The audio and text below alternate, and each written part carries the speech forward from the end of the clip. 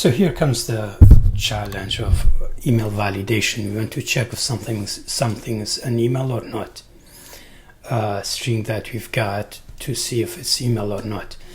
We check for at, we check for dot, we check for the length of the things that come before at, after, before dot, after dot. What we need is more like destructuring, and that's it. Like, we don't need loop here. What we can do is function email validation takes an email, and the first thing an email have to have like at. So what we can do, we can say if email index of now at is equal to -1, then return false. What does this mean? Well, index of like at means if the index of, for example, you have a string called example at example. Index of at here is 0, 1, 2, 3, 4, 5, 6, 7. However, if we don't have that, then index of at is -1 always. So there is no at. If there is no at, then the email is not valid. By the way, we can do this as if email.includes. Let's test it actually, because includes is more for array and we test on string. So const text equals to example at example.com, console.log text.includes at, and to see if it's true or not. Let's test this. Oh, we have a token somewhere. Yeah, so let's just remove this for now. True. And if we remove the at here, it should be false. False, yeah. So here's one. We can do it with includes, but index of is very important. Often we need it, so we should learn this as well. Okay.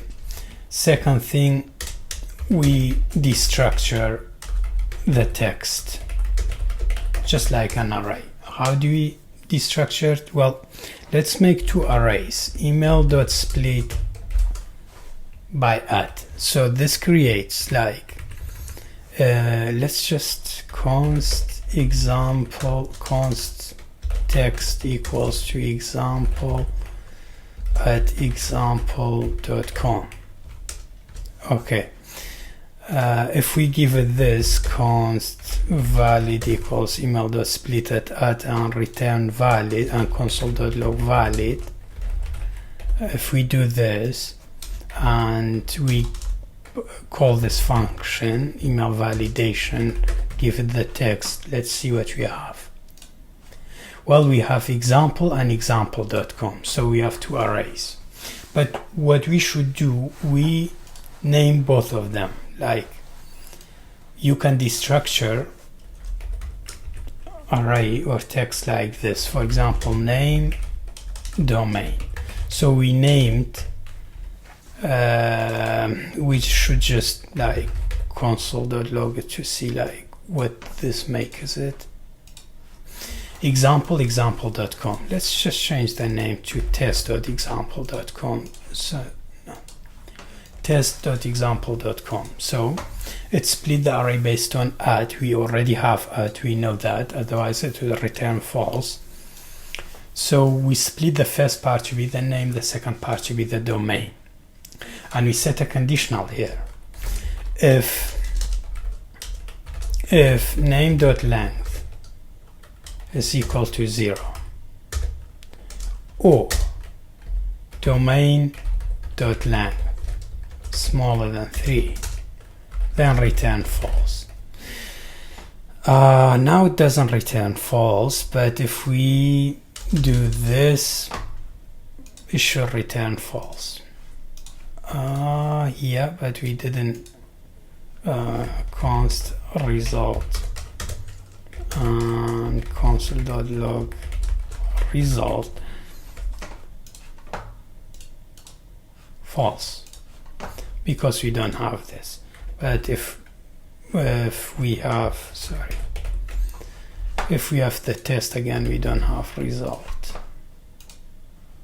We have undefined. Okay. Now we checked for the validation of name and domain, and we have name and domain, and their length is okay. But we want to split it even more, like the domain that we have, we could split it on the dot.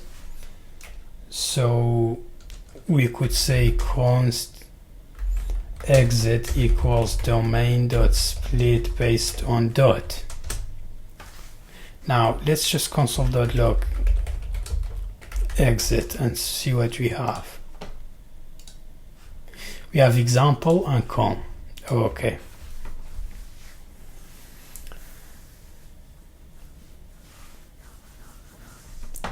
If exit.length is smaller than 2, or exit at the position of 1, now we said we have 2, so the second is position of 1 because this is position of 0. We can also check those stuff like console.log exit at the position of 1 to see what we have. Okay, let's get back to our, or exit at the position of 1 is smaller than 1, then return false. So we basically have to have we basically have to have something here, we have to have something here, we have to have something here too, and we have to have dot, something before dot, something after dot, something before at, something after at. So that's all.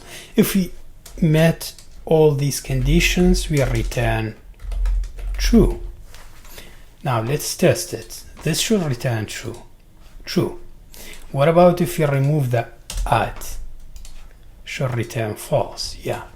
What about if we return at but we don't have anything before it? It should return false. What about if we don't have anything after dot? It should return false. What about if we don't have anything before dot? It should return false. What? So test@.com. Okay, should return domain.split exit.length. Okay, we didn't check for the first part. So we could say exit first dot length smaller than 2, or okay, this should return false. False, yeah. What about sorry about that. If we don't have dot, this should also return false. And if we retrieve the false, the dot, we have true. So this is a complete email validation. Check for index of a, either with index of or includes. Destructure the email by @ check for length of the things that come before @ things that come after @ if either is 0, return false. Then check. Now why do we need the second to further like splitting of your array by? We want to check dot every if either of the first part letter like or the second part is smaller than 1 or 2, then return false. If that equals if to all 1, that then conditions are met, we could return true. Or we could even check for symbols, we could check for things like that. But I guess like you get a gist of it, like how to validate email. Thanks.